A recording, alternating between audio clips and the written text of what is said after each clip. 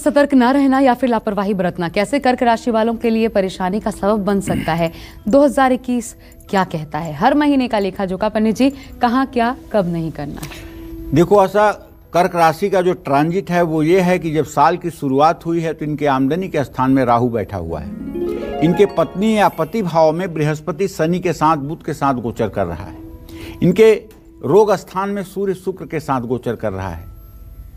तो इसका कारण ही है, अगर चंद्रमा की स्थिति को देख लिया जाए और आप कन्या राशि का चंद्रमा इस समय चल रहा है, आगे वो नीचाभिलाषी ही होगा, तो धैर्य की कमी आपके अंदर दिखेगी, पेशेंस नहीं होगा, किसी चीज को जानने के लिए उतावले हो जाएंगे, मतलब 10 मिनट भी रुकना आपको बहुत भारी पड़ेगा। इसलिए मैं आपसे यही कहना चाहूँगा कि आप सुबह उठते ही ओम सोम सोमाय नमः कम से कम 11 बार बोल करके ही बेड से उतरिएगा, ताकि आपके अंदर धैर्य बना रहे। फरवरी का महीना जो है, ये अपने काम में विवाद को आपको टालना चाहिए, काम को नहीं टालना चाहिए, और किसी भी विवादित मामले से अपने को पृथक रखना चाहिए। मार्च में वैसे आप शांत रहेंगे और मार्च का महीना आपके लिए भगवान चाहा तो बिगड़ी बात भी बना देगा। अप्रैल के महीने में जिन भी डॉक्यूमेंट्स पर, कागजों पर आपको दस्तखत करना है, चाहे वो प्रॉपर्टी से रिलेटेड हो और चाहे किसी प्रकार से, सावधान रह करके हस्ताक्षर करें, किसी के ऊपर आंख बंद करके विश्वास न करें। मई में देखिए, सावधान रहते हुए काम करें, गुप्त बातें किसी को ना बताएं। जून के महीने में क्रोध और विवाद के कारण तनाव बढ़ सकता है, इसलिए ये क्रोध आपको न हो, ये कोशिश पूरी आपके द्वारा होनी चाहिए। जुलाई का महीना ऐसा है कि विरोधी आपको चैलेंज कर सकते हैं, आपके किसी ब्रांड को लेकर के, आपके किसी मार्केटिंग पैटर्न को लेकर के कोई आपका सशक्त विरोधी आपको चुनौती दे सकता है, जिससे आप एक बार तो मुसीबत में पड़ जाएंगे। इससे आपको बचना है, और इससे बचने के लिए आपको अपनी योजनाओं को सेक्रेट रखना है।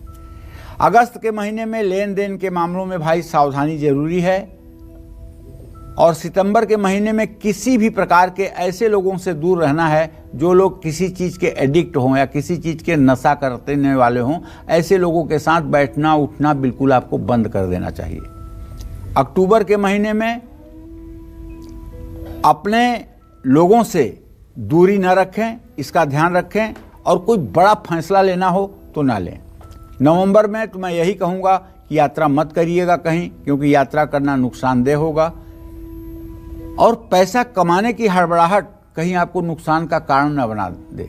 ये दिसंबर महीने का फलादेश है। तो कर्क राशि है आपकी, मैं आपको बताना चाहूँगा, पूरा साल आपका मंगलमय रहे। एक पारे का शिवलिंग घर में लाइए और बड़ी सी थाली में उसको रख करके उसके ऊपर तिपाया स्टैंड बनवा करके और एक तांबे के लोटे में छोटा सा छेद करवा करके हर समय जल की धारा शिवलिंग पर गिरे, और रोज आप एक ही बेलपत्र सही बेलपत्र रख करके शिव जी का अभिषेक दूध से, जल से, घी से, दही से, शहद से करते रहें, और ओम नमः शिवाय का जप करते रहें। आपका झंडा ऊंचा रहेगा और आपको ये ग्रह कुछ भी नहीं बिगाड़ पाएंगे। जय मां विंध्यवासिनी। हैं काल चक्र भविष्यवाणी 2021। 12 राशि वालों को पूरे साल इन 12 महीनों में किन चीजों से सावधान रहना है, कब यात्रा करने से बचना है, साथ ही कब धोखे, दुर्घटना, विवाद और नुकसान से बचना है। 2021 से जुड़ी हर सावधानी आज आपको बता रहे हैं पंडित सुरेश पांडे जी कालचक्र में, क्योंकि सावधानी ही है आपकी हर समस्या का समाधान। तो चलिए अब अपनी चर्चा को और आगे बढ़ाते हैं और बात करते हैं अब सिंह राशि वाले जातकों की। अगर आप भी सिंह राशि के जातक हैं तो किस महीने मुश्किल में आप फंस सकते हैं, किस महीने कानूनी मामलों में बच के आपको रहना होगा, किस महीने बड़ा मौका आपके हाथ से जा सकता है, आइए सब कुछ जानते हैं आपके बारे में पंडित जी से। पंडित जी, एक एक महीने का लेखा जोखा सिंह राशि वालों का कहाँ क्या सतर्कता बरतनी है? आशा कर्म प्रधान विश्व करी राखा, जो जस करिए सो तस फल चाखा। ये चौपाई रामचरितमानस की गोस्वामी तुलसीदास जी ने लिखा है। कर्म प्रधान विश्व करी राखा, यहाँ कर्म का 2 अर्थ है जी। एक कर्म का अर्थ भाग्य से है, लोग कहते हैं ना मेरे कर्म फूट गए या उनका कर्म अच्छा है। एक कर्म तो भाग्य है, और एक कर्म जो है वो कार्य है, कर्म जिसको कहते हैं। तो जो जैसा करता है वैसा परिणाम उसे भोगना पड़ता है, ये भी इसका आशय है। और जो विधाता ने छठी रात के अंत में लिखा हुआ है आपके नसीब में, वो भी मतलब कि आपके जीवन में घटित होता है। ग्रहा राज्यम प्रयक्षंतिम ग्रहा राज्यम हरंत च ग्रहव्याप्तम मिदम सर्व त्रैलोक्य सचराचरम। एक अणु से लेकर के ब्रह्मांड तक में अगर कोई हलचल होती है तो उसके लिए कोई न कोई प्लानेट, कोई न कोई ग्रह जिम्मेदार होता है। और जब हम ग्रहों के बारे में अच्छी जानकारी कर लेते हैं और उस पर एक अच्छा रिसर्च कर लेते हैं तो ग्रहों के ये चमत्कार देख करके लगता है कि जैसे सृष्टि में सब कुछ पूर्व निर्धारित है।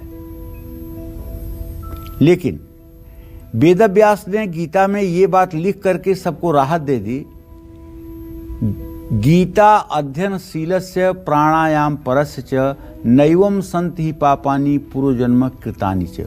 अगर आप नित्य गीता का अध्ययन करते हैं और प्राणायाम करते हैं तो पूर्व जन्म का जो आपका दूषित प्रारब्ध है, जिसके कारण इस जन्म में आपको दुख भोगना है, कष्ट सहना है, वो कष्ट और वो दुख सदा सर्वदा के लिए समाप्त हो जाएंगे, वो प्राणायाम से और गीता के अध्ययन से।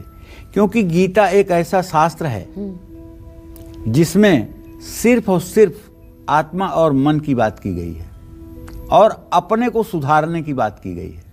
उसमें कोई कथा राजा रानी के विवाह की चर्चा नहीं है, उसमें धन वैभव की चर्चा नहीं है। उसमें तो ये भी बताऊं आपको कि प्रत्यक्ष अग्नि में हवन करने की चर्चा या मतलब कि देवताओं पे माला फूल चढ़ाने की भी चर्चा नहीं है। उसमें सिर्फ चर्चा है प्राण वायु को अपान वायु में हवन करना, अपान वायु को प्राण वायु में हवन करना। प्राण वायु वो है जो हम श्वास लेते हैं, अपान वायु वो है जो नीचे की तरफ रहती है। मतलब श्वास में श्वास का हवन करना यज्ञ कहा गया है। और भगवान का हर समय मन में ध्यान करना जो है सबसे बड़ा यज्ञ कहा गया है। जो कुछ है सब मानसिक, मन को बुद्धि से जोड़ना, मन को विवेक से जोड़ना, इंद्रियों के साथ मन का अटैचमेंट ना होने देना, ये सब बातें हैं। तो जब गीता बार बार आदमी पढ़ता है तो वो अपना एग्जामिन करता है, सेल्फ एग्जामिन करता है कि मैं फेल कहाँ हूँ, मैं क्या नहीं कर रहा हूँ। अब जब क्या नहीं कर रहा हूँ और क्या अनर्थ कर रहा हूँ तो दोनों चीज़ें उसको दिखाई देती हैं। तो अपनी बुराइयों से हटने का उसे अवसर मिलता है और अपनी अच्छाइयों की तरफ बढ़ने का उसके अंदर बेचैनी पैदा होती है। इसलिए उसका जीवन बदलना शुरू हो जाता है जी। ये ग्रहों का सामान्य ट्रांजिट है जो हम आज बता रहे हैं। ये तो स्वास्थ्य प्राणायाम, प्राण को आयाम देना, प्राण को आयाम देना प्राणायाम है। स्वास्थ्य की बात थोड़ी है बेटा, ये स्वास्थ्य के साथ साथ मन की बात है। भगवान कृष्ण कहते हैं कि बलों में मैं प्राणायाम हूं। और मार्कंडेय पुराण में लिखा हुआ है कि प्राणायाम के चार अवस्थाएं हैं, ध्वस्ति, प्राप्ति, संबित और प्रसाद। ध्वस्ति वो है जब आप प्राणायाम करेंगे तो रोग मुक्त हो जाएंगे। संबित वो है कि जब आप प्राणायाम करेंगे तो आपको सूर्य, चंद्रमा, मंगल के बारे में अनायास जानकारी मिलेगी। प्राप्ति वो है कि आपके मन में कोई कल्पना हो और वो चीज़ आकर आपके सामने साकार हो जाए। और प्रसाद अवस्था वो है कि आप बैठे बैठे केवल मनन चिंतन करते रहें और आपके अनुकूल ये प्रकृति काम करने के लिए विवश हो जाए, तो ये अवस्था है। और ये प्राणायाम की उच्च अवस्था है।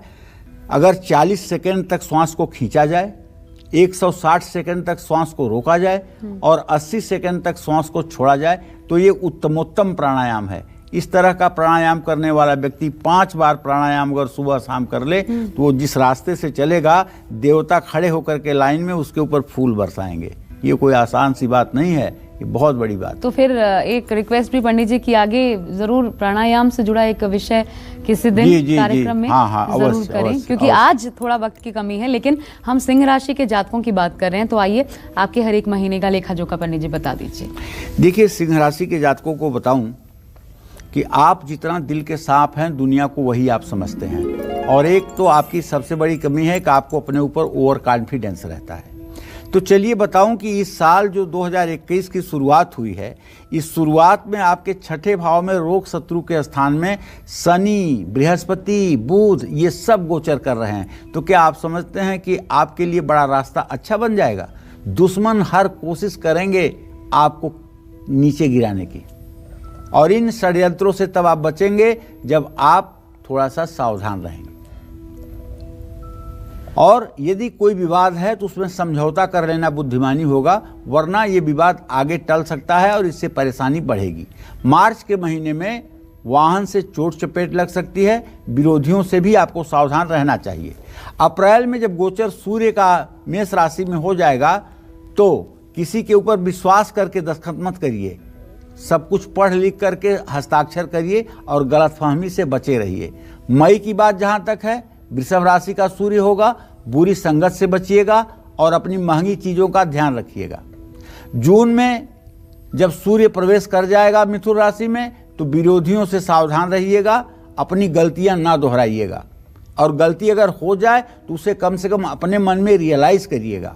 अगस्त के महीने में कानूनी मामलों में निराशा मिल सकती है। भावुक होकर के आप सितंबर में गलत फैसले ले सकते हैं। अक्टूबर का महीना ऐसा होगा जब आपके हाथ से कोई बड़ा अवसर निकल सकता है, इसलिए सावधानी आवश्यक है। नवंबर में देखिए, सोच समझ करके निवेश करिए, वाहन संभाल करके चलाइए और दिसंबर में दिल की बजाय दिमाग से काम लीजिए। यदि आपकी सिंह राशि है तो मैं आपसे पूरे आग्रहपूर्वक कहना चाहूँगा, ठीक सूर्योदय के समय सन 2021 में उठना शुरू करिए और सूर्य को अर्घ दीजिए। अर्घ देने के बाद आदित्य हृदय स्तोत्र का एक पाठ रोज करिए और रविवार के दिन अगर आप पारिवारिक जीवन में हैं तो ब्रह्मचर्य का पालन करें और भूल करके भी सरसों का तेल ना तो खाने में और ना ही शरीर में रविवार के दिन स्पर्श कराएं। बस 3 उपाय कर लीजिए, पूरे साल अपना जीवन देख लीजिएगा। अगर आपकी सारी परेशानियां ना छूमंतर हो जाएं तो कहिएगा जय मां विंध्यवासिनी। और कब विवाद, कब सेहत का ध्यान और कब रहना है सावधान कन्या राशि वालों को, आइए पंडित जी से जान लेते हैं। पंडित जी, हर महीने क्या नहीं करना है? देखिए, कन्या राशि के जातकों का तो ट्रांजिट यही है कि आपके भाग्य स्थान में राहु पूरे साल रहेगा और आपके पंचम भाव में, संतान भाव में बृहस्पति शनि गोचर करेंगे। तो भाई, आपके चतुर्थ भाव में इस समय सूर्य और शुक्र की जो स्थिति है वो संकेत करती है कि जनवरी में गाड़ी चलाते समय सावधान रहें। खास करके कुहासा इतना ज़्यादा जब पड़ रहा हो तो उस समय आप ओवर कॉन्फिडेंस में आकर के गाड़ी ना चलाएं। लापरवाही और गलतफहमी से बचें फरवरी के महीने में। मार्च में व्यर्थ के कार्यों में समय बर्बाद करेंगे जिसका कोई परिणाम नहीं होगा। और अप्रैल की जो ट्रांजिट की स्थिति है मेष राशि में सूर्य के जाने की, उसके बारे में तो मैं आपसे यही कहूँगा कि कन्या राशि के अगर आप जातक हैं तो यात्रा ना करें तो अच्छा होगा। कानूनी मामलों से सावधानी बरतें। मई के महीने में, जून में आप किसी षड्यंत्र का शिकार हो सकते हैं और ये जुलाई का महीना नुकसान करा सकता है, आत्मविश्वास कमज़ोर कर सकता है। अगस्त के महीने पर खुद पर भरोसा रखें, उधार लेने से बचें। और अक्टूबर के महीने में आपका व्हीकल्स, आपकी गाड़ी, अगर आपका ट्रांसपोर्ट का व्यवसाय है तो आपके वाहन आपको परेशान कर सकते हैं, आपके खर्च बढ़ा सकते हैं, बेवजह की मुकदमेबाजी में फंस सकते हैं। अति आत्मविश्वास से बचें क्योंकि समय तो अच्छा है लेकिन ओवर कॉन्फिडेंस गलत होगा। स्वास्थ्य का अपने ध्यान रखें। और यदि आपकी कन्या राशि है तो मैं आपसे यही कहना चाहूँगा कि देखिए, आपकी कन्या राशि है तो आप नित्य भगवान गणेश की पूजा करें और गणेश अथर्व शीर्ष का पाठ करें और अगर संभव हो तो बुधवार के दिन लड्डू और दुर्वांकुर गणेश जी के सामने जरूर प्रस्तुत करें।